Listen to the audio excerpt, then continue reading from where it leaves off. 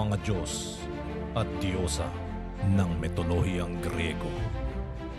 Isang paglalakbay sa nakaraan. Magandang araw mga kamitology.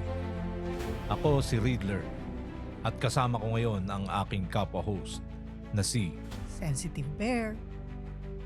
Handa na ba kayong sumama sa amin sa isang kahangahangang paglalakbay pabalik sa panahon ng mga Diyos at Diyosa ng mitolohiyang Griego?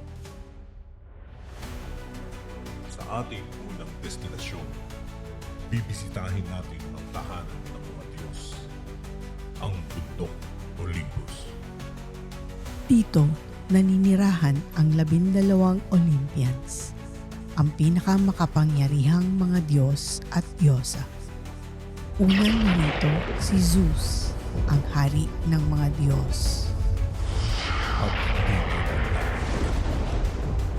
ang kanyang asawa, si Hera, ang Diyosa ng kasal at pamilya. Kilala rin natin si Poseidon, ang makapangyarihang Diyos ng dagat, at si Hades na nagbabantay sa ilalim ng lupa, ang kaharian ng mga patay. Huwag din natin kaligtaan ang mga Diyosa tulad ni Athena, ang Diyosa ng karunungan, at si Aphrodite, ang Diyosa ng pag-ibig at kagandahan. Ang mitolohiyang Griego ay puno rin ng mga kahangahangang alamat at kwento. Isa na rito ang epikong labanan ng mga Titanes at mga Olympians.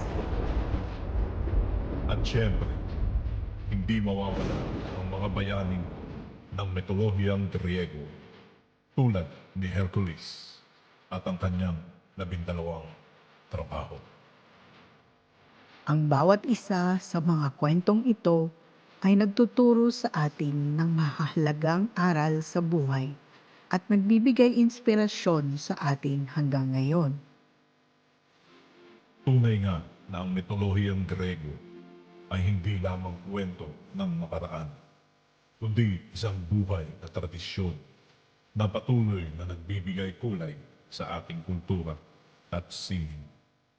Maraming salamat sa pag-join sa amin sa maikling paglalakbay na ito sa mundo ng mitolohiyang Griego.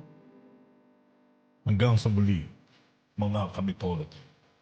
Huwag kalimutang mag-like, mag-subscribe, at mag-share ng ating video. Paalam.